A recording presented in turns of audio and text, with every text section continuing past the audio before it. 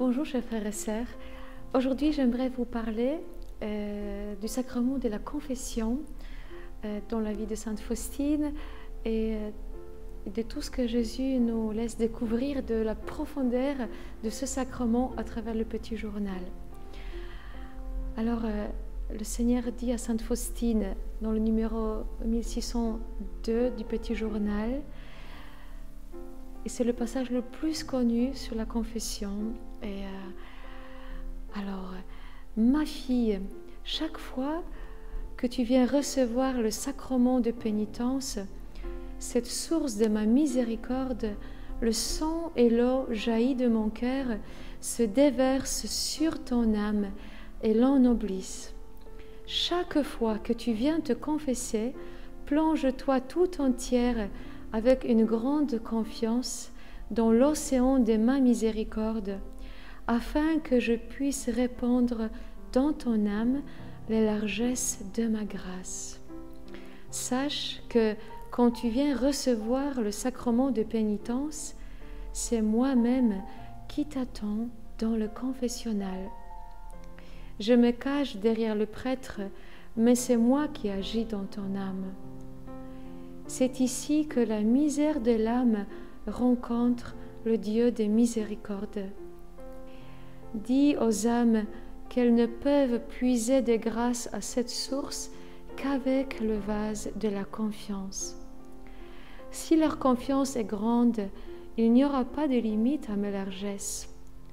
Je répands des torrents de grâce sur les âmes humbles, mais les orgueilleux sont toujours démunis et misérables parce que ma grâce se détourne d'eux pour aller vers les humbles.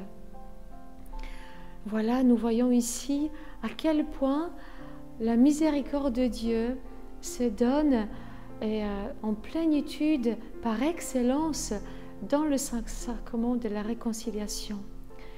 C'est le lieu principal où le Seigneur exerce, on va dire, sa miséricorde sur nous. Et c'est un passage tellement important et tellement beau qu'on devrait presque le lire avant chaque confession pour bien nous disposer à recevoir ce sacrement magnifique, pour avoir un regard de la foi et de confiance sur ce sacrement qui nous purifie et qui nous renouvelle l'âme. Et Sainte Faustine, dans son petit journal, elle développe toute une pédagogie et elle écrit ses propres réflexions au sujet de la confession. Dans le numéro 113, elle écrit « Je voudrais encore dire 3 mots à l'âme qui désire résolument tendre à la sainteté et recueillir du fruit, c'est-à-dire tirer profit de la confession. Premièrement, sincérité absolue et franchise totale. Le confesseur le plus saint et le plus avisé ne peut pas insuffler la force à l'âme, ce qu'il désire pour elle, si elle n'est pas sincère et ouverte. L'âme qui n'est pas sincère et qui dissimule s'expose à de grands dangers dans sa vie spirituelle. Et le Seigneur Jésus lui-même ne se donnera pas de manière plus profonde à cette âme, parce qu'il sait qu'elle ne retirera pas de profit et de ses grâces particulières. Deuxièmement, humilité. L'âme ne profite pas convenablement du sacrement de la confession si elle n'est pas humble. L'orgueil maintient l'âme dans l'obscurité.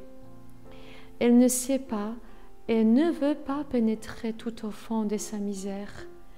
Elle se masque et évite tout ce qui pouvait la guérir. Troisièmement, obéissance. Une âme désobéissante ne remportera aucune victoire, même si elle était confessée par le Seigneur Jésus lui-même. Le confesseur le plus expérimenté ne lui sera d'aucune aide.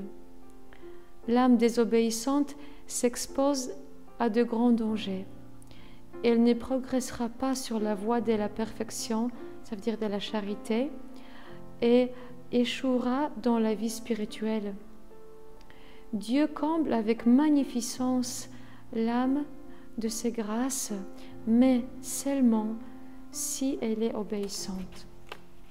Voilà les conseils de notre chère Faustine pour nous aider à avancer dans la compréhension de ce qui est ce sacrement et de toute cette richesse que le Seigneur veut mettre en nous, à condition que nous soyons humbles, sincères et obéissants à nos confesseurs. Ça veut dire que nous nous battons pour maintenir le regard de foi sur ce sacrement donné par Jésus lui-même à son Église. Et dans le point 232, Sainte Faustine note les paroles du Seigneur. Avant ma confession, j'ai entendu dans mon âme les paroles suivantes. Ma fille, dis-lui tout et découvre-lui ton âme comme tu le fais avec moi. Ne crains rien. C'est pour te rassurer que je mets ce prêtre entre moi et ton âme. Et les paroles par lesquelles il te répondra seront les miennes.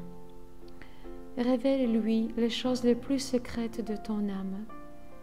Je lui donnerai la lumière qui lui fera connaître ton âme.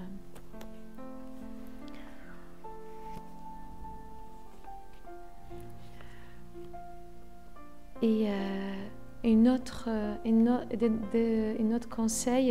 des autres conseils de Faustine dans le numéro 377. La Sainte Confession. Nous devrions retirer deux avantages de la Sainte Confession. Nous venons y chercher la guérison et nous venons y chercher l'éducation. Notre âme, comme un enfant, a besoin d'être constamment éduqué. Oh mon Jésus, je comprends parfaitement ces mots et je sais d'expérience que si l'âme est réduite à ses propres forces, elle n'ira pas loin, elle se fatiguera beaucoup, elle ne fera rien pour la gloire de Dieu et elle ne cessera de s'égarer, car notre entendement est obscur et n'est pas capable de discerner ce qui le concerne en propre.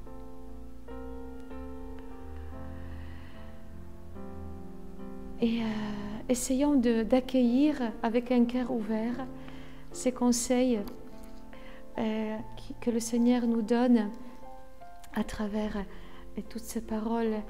Et retenons que Jésus lui-même a institué ce sacrement magnifique.